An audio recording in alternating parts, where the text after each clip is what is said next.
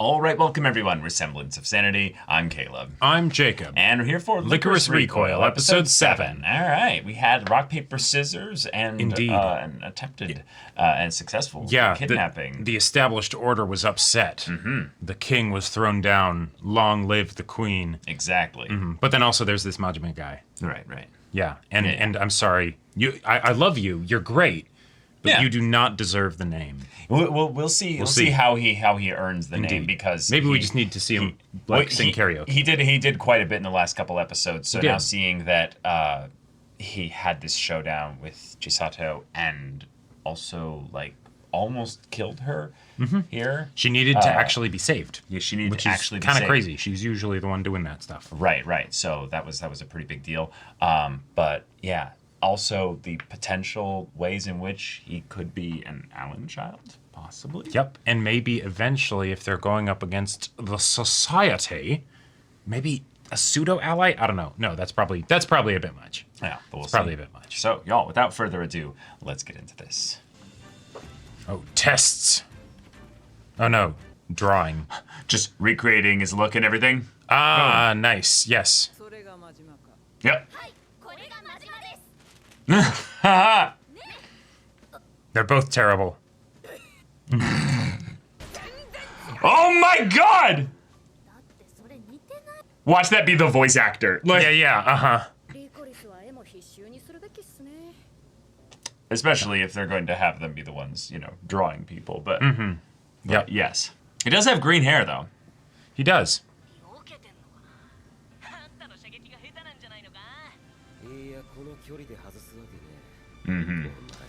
Yeah.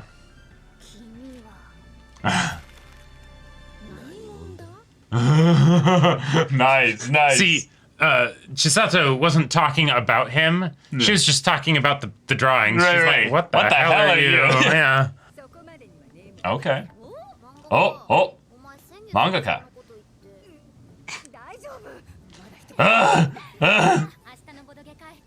Board game party! Yes, board we game need party! to have an board episode game party! focusing on that stuff. Damn.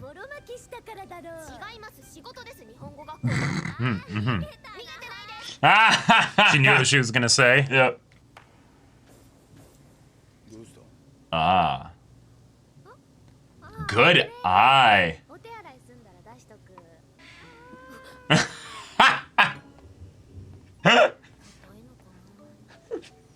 Yep. That's a fun little time passed little thing here. Oh, man. Still thinking about it. Yep. Ah, he lied about where he was going. So, yeah. I'm surprised that she's thinking so long about this, though. Oh. Okay, so she cracked it. She cracked things big time, yeah. Oh, Yeah. okay. Just in such high demand. Yeah. Oh my god. God, I am loving the banter and comedy so far. This is Right.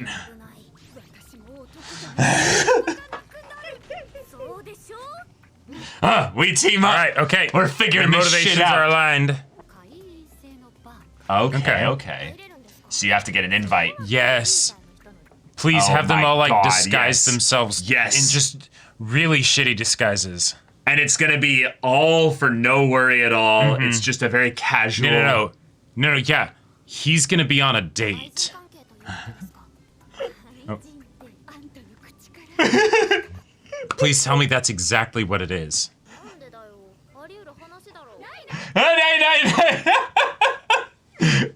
This is so fun! What the hell? Oh. That would stand out, yeah. Yeah. Oh, it's a cool way for us to get exposition about more details regarding it as well. Wait, he's the one who snapped the tower? Wait, what? No He didn't way. even realize it was the same person because she was just that different. Wild. So this is all like back when she was connected. like a Terminator.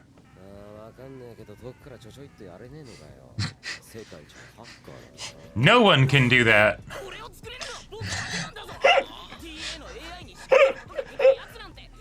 It's like, why aren't you at least proud of me being able to do this at all? Exactly. And now I'm waiting for the cut.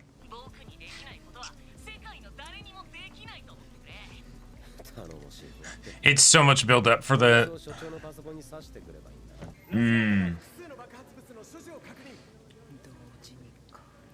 It's a distraction, yeah. Nothing's wrong. Yeah.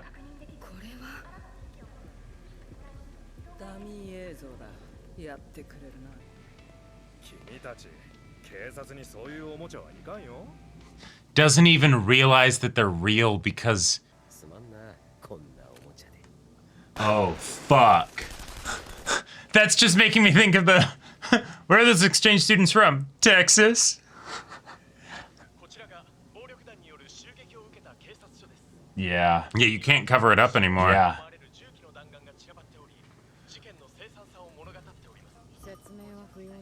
Yeah.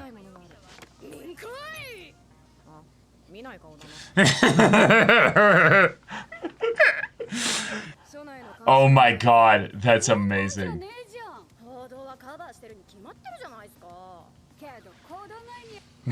She's sliding off screen. Why is she blushing? I don't know. Yeah.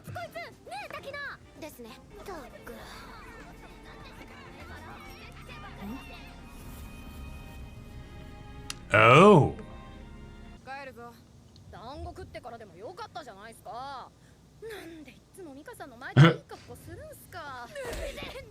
Little crush, maybe. Little crush.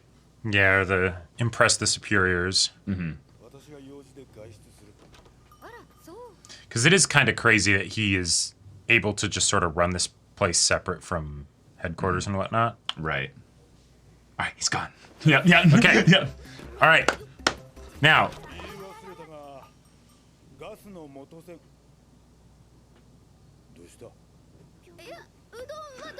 Oh my god! All right, now continue. Yep. Yep. All Here right, we go, Jacob. Let's We're getting go. what we wanted. Yes, girls in suits. I need more of that.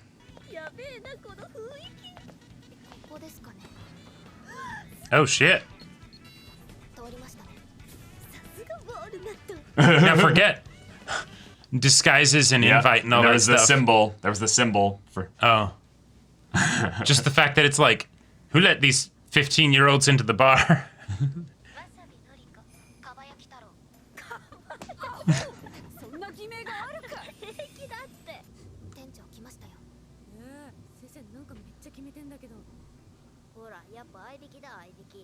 Yeah, yeah, yeah, yeah, yeah. Not the Yeah. commander. Nope. Uh-huh. They're like, we knew he was gay. Oh, that makes so much sense. Oh. Okay, so it is actually a date. I kept thinking that they were gonna like. Yeah.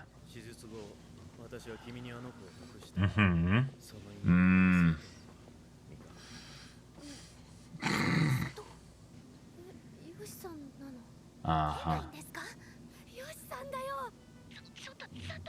What the fuck? Oh shit. Oh no. Oh well, Oh no no no no no. Oh shit.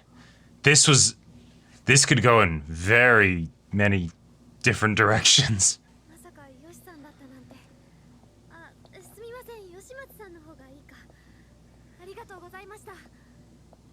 Oh, that little smile.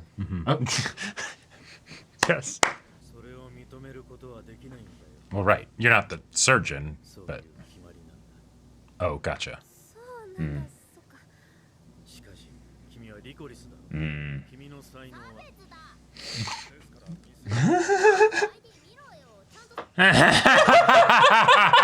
Actually doing that joke.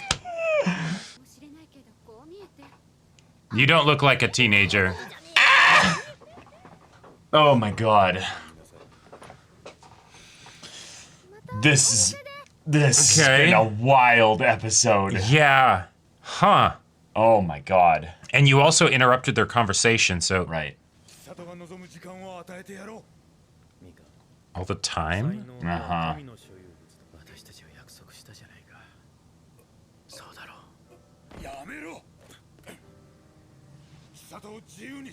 初めまして、吉松真嗣です。お互い秘密が多いが、私たちはうまくやれる。成功だよ、ミカ。さよならだ。約束だぞ。才能を世界に届けてくれ。We're gonna need to unpack this. Yeah, that... Huh. またお店でお待ちしています。千里はずっとあなたを。君ならわかるはずだ。千里の居場所がここではないと。The, like, triple meaning there. Yeah. Yeah. Mm-hmm. Yeah. Okay, cool. Uh-huh. And all right, if that had been at the beginning of the show, she would have been like, yes, understandable. Yes, right. 100%, absolutely. But now she's like, yeah. This is what I'm really looking forward to now. Yep. Yep. The simple question, but with the probably the most complicated answer. Uh-huh.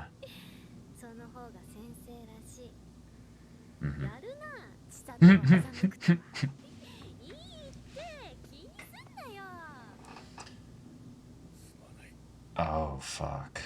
Yeah. Okay. Huh.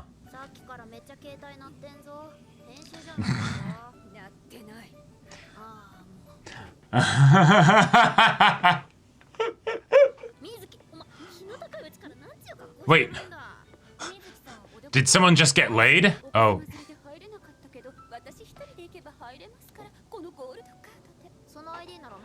Damn! The pink aura's gone! Yeah. I mean, keep the dress. It's a nice dress, but isn't it like morning right now? Oh.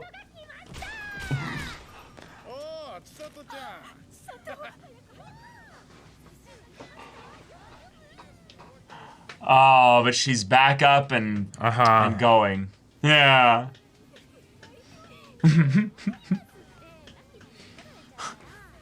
I like to think that Chisato, with her keen eye and like exacting like precision with her hands, right, would just be like, "Oh, you need me to like help you draw a few pages? Sure." All right. Okay. This episode was maybe one of my favorites. It was wild. It was so fun. Yeah, because I would say the comedy and the shenanigans, antics were 10 out of 10. 10 out of 10, and I would say in general, oh my God. The banter of the characters and that sort of like silliness and stuff. It's like the best part of this show. It's probably the best part of this show. And then probably the action is the other thing tied with it. The action is also really good, but as far as like when I would think about like a selling point for this, I wouldn't say that it's an action show with like, all of this other stuff. Yeah. I would say it's a show with great, banter and all, and personality and voice, delivery voice and things like that. God, yeah. And then also, oh, hey, it's got this spy stuff. Right. Like, that's kind of how... Cute girls run a cafe, but are also spies and, child soldiers and assassins and all that stuff. And we got both of those things here with some pretty crazy developments. So, okay. So, all the fun stuff aside, because we can get into some of the details of the little things we like, this had big plot ramifications because Shinji has been the overarching main antagonist in that... We know he's personally tied to Chisato, not just because Chisato is an Allen child, but... He has like a specific interest in her and all he has a specific deal set up. Right. And we didn't know a lot of the details of it. There were a lot of things hinted at with him and Mika.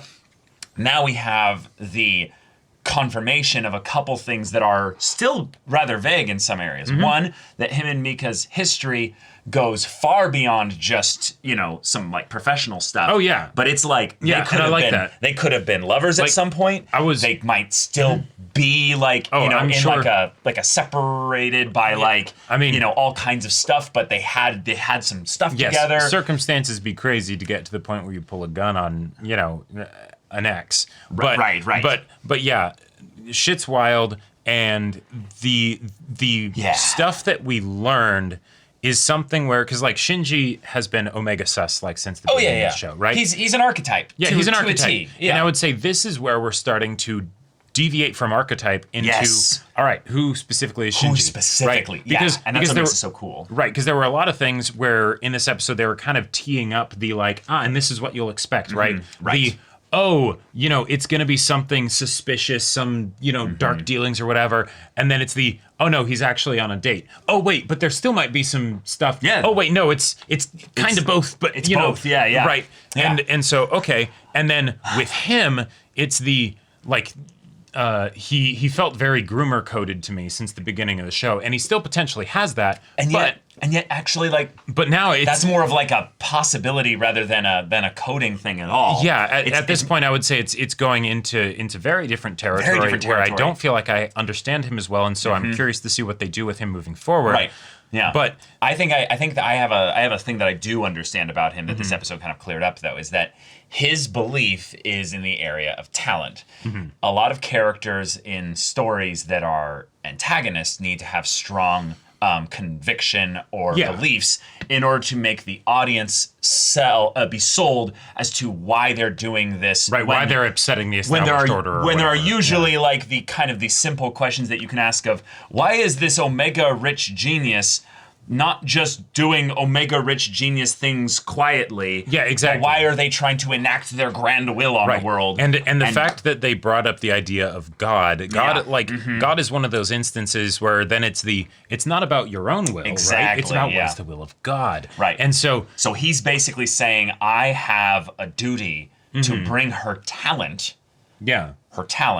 to be fully used, which would make sense then why he's supporting Majima, who is also an Allen child, or maybe he has another specific talent, right? Yes. And so it's I'm just helping our children do what they're supposed to do in the world, and maybe not thinking about individual needs or them as people and all that stuff, but maybe something bigger. Yeah, either experimenting, either the God thing of use your talent, or it could theoretically be both.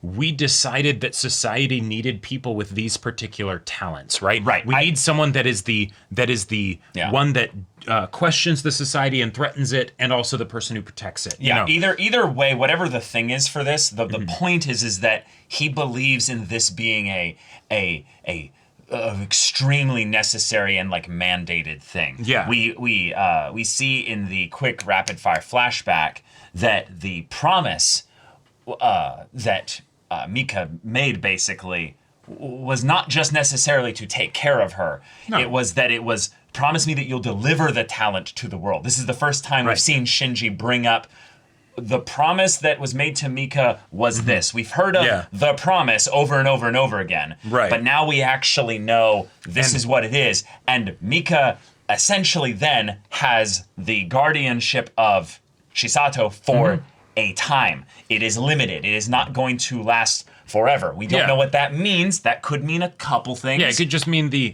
she's a minor right now. She'll become her own full-fledged independent agent at some point. Or it could be by the way, hostile take her back because we literally own her or something. Yeah, like there could be all kinds and not just like on paper. It could be we gave her heart, so know that... Right, we could take her life. Like, there's all kinds of things that could be packed into that. And that's exciting to just have waiting in the background now for the build-up. But Mika, whatever his belief is about it, knows that, one, he can't do anything to change it right now. Two, killing Shinji wouldn't stop it. Shinji is not the main threat in that he is the linchpin that holds the threat to the danger to Chisato. He's a representative of a bigger organization, and so that probably wouldn't work. Although there might have been an aspect where Mika was putting on a front. He didn't have the resolve to do it. Yes, but so a lot of things that this episode makes me think of. So one, I actually really like the fact that when he's like, promise me that you'll deliver that talent to the world, the talent for killing, that makes Chisato's decision to not kill people feel a lot more relevant to the story as a whole, as opposed to originally where it felt like it was more just a way to give a point of contrast between Chisato and Takina, and there were aspects of it... And to give her trauma extra meaning, like... whose trauma? Chisato's. No, yeah, because she used to be the person that was ruthless and all that stuff. Yeah. But as far as like in the immediate, as an ongoing thing that we're going to continue to like remind the audience of, it's the no. It's not just about that. It's also okay, you give this person this talent, but the thing is that not just deciding how you're going to use the talent, but deciding even what the talent is, that's not something that's set in stone. No. So Chisato has a talent for killing. That is definitely observable. Oh, right? Yeah. Yes. No question. You give her a gun, she's terrifying. Yes. She also has a talent for other things as well, right? Maybe not drawing and such, but because she got that talent that maybe was originally designed for killing, that doesn't mean that's all that it extends to. She can beat people at rock, paper, scissors. Yeah, exactly. She can see what's up with the manga's art. She can dodge bullets, and so that means she can go into potentially very dangerous situations and not have to worry about. Yeah, exactly. There's all kinds of things that she could do here, and so now we have a question that is essentially the probably the philosophical difference between Mika and Shinji, where it's Mika is now basically just being her parent, and just being like, hey, I'm raising her, I'm giving her, making sure that she can have that good life and everything. She is utilizing the talent. I did follow your conditions probably of not just keeping her safe, but probably making sure that she was trained in using the talent. I mean, I believe after all the time of her being the killer, and he probably was her handler back when she was the killer. Oh, right? Possibly. That could absolutely be a thing. And so now it's okay, what do we do here? What is going to happen with Chisato? Can Chisato be saved? In the same way, or now that since Chisato saves Takina, right? Yeah. Now can we save Chisato? Yeah, cool. That's awesome. That's a fun time to not just pivot the direction for the story, but it's fun time to empower the rest of the cast, given that Chisato is the one with the crazy, overpowered, cool skill. Exactly. It's now about the bonds that were forged in the first half of the story to then follow up. Let's have the Goonies squad, get in the car and everything, and maybe, next time it's not going to be sneak into a bar to be like, what's going on? What's the scoop? We need the the deets, and instead it's shit, Chisato's in trouble. Yeah, she's getting hunted now by, Majima. Yeah, exactly, right. And, he's trying to set up this thing so that they can have their fated reunion, which also is fun because, we get the confirmation that not only is he an Allen child and he also has a specific talent, but he was also there and the instigator of the whole tower incident. Yeah, and that's so wild that she didn't kill him back then. She didn't kill him, and maybe that's when it started, but also that... she saw another child. As far as I could tell, she did. Maybe she did recognize him in the earlier episode. But maybe I think what it was is that maybe she did. I'll have to go back and check, but I think she did be like, whatever. She had a vibe or something. Right. Yeah. But normally with something like this, I would expect the story to make it clearer to me that there's something that I don't understand between these two, and then say I find out what it is, the situation that we had with Chisato and Shinji, right? Yes, or even Mika and Shinji. True. But instead, it's the thing where no, you won't know things, and in the same episode that they told us, he was the one who did the thing with the tower. Then it's also not only was he involved in the situation that Chisato stopped, it came down to the point where she was as a little kid pointing a gun at his head, but he's still alive, and Chisato's also still alive, right? So that's a big question, fun question to just hold up there. This is probably one of the things that I also have to just say as a general whole. This episode was done very well because I believe this is an anime original. I keep forgetting whether. Yeah, I keep forgetting too. I believe has it's the anime feel original. of an anime original. Yeah, we might be wrong about this, but either way, I'm going to praise this specific thing here. There's an element to the way that this anime is edited and everything is just collapsed together. It's done in a way, and with respect to the pacing, in a way that I very much enjoy. I am so pleased watching the points when this anime does this type of editing and pacing in really well in the first half of this episode, especially. The way in which all the dialogue interacts with the movements of the characters, the way the characters are moving and interacting, and things are happening sometimes off screen, but being referenced back to little jokes like the bonking on the head with the thing for yeah for Kurumi, and then happening a second time. But also the way in which a lot of images would rapid fire for the purpose of not just transitioning time or having a montage or something like that, but then also for things like the backstory here. And it just felt really good. Well, it's something that anime have been working on for a long time, of trying to strike that balance between the slice of life stuff and the the normalcy, while at the same time having the like action-packed, guns and thrills, thrills and everything. Yeah. And it can be really hard to strike that balance. There have been a lot of great anime over the years that couldn't figure out how to do that, right? Like, and it just didn't work. And so the fact that we're able to get that in this show, not just in the same show, but in the same episode, is very impressive. It's almost to the point where, like, given the fact that this is a one-cour show, right? I almost wish that it was longer so that we could have episodes that were just dedicated to like, hey, we're gonna show these board game nights, and then also the crazy escapades that they get up to with missions and one of the reasons why I also think it gives me that kind of that efficient feel of an anime original. I believe we've already been told this information, so sorry, y'all, if we already knew this and stuff. But the times when dialogue is overlaid on dialogue, manga just can't really do that or communicate that that's happening, because it's literally... At the very least, it ends up taking up a lot more space, and then maybe you have less room for visual gags. Well, no, but literally you have a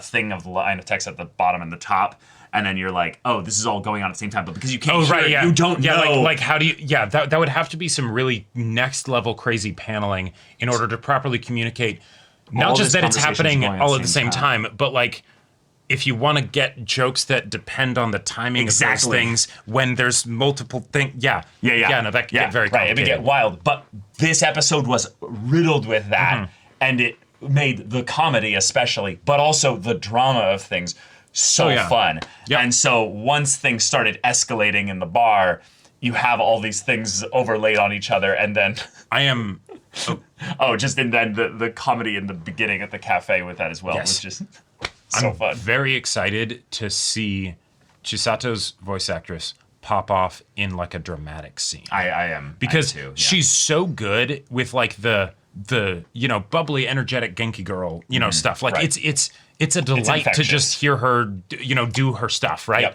That I'm just thinking like, some kind of crazy scene where something terrible has happened, and tears streaming down the face as she's like screaming out, or I don't know, like that would just, I'm really excited for that too. That's gonna be crazy. But great gags. I gotta say, this episode went very meta quite a few times. And I'm loving the way that Kurumi is being used to deliver those meta jokes. The obvious one is the "I'm 30, can't you tell my ID?" I'm sorry, that's obviously hilarious. Very, very funny. No, but specifically within the context of the anime community. And don't you know the lolly is, 900 years old? Exactly. Like that. Yes. Fucking hilarious. And then also, at the end of the episode, when they're back in the cafe and everything, the mangaka is like, "Oh no, my phone isn't ringing. That's just is that your editor?" It's like, "Nope, that's not happening."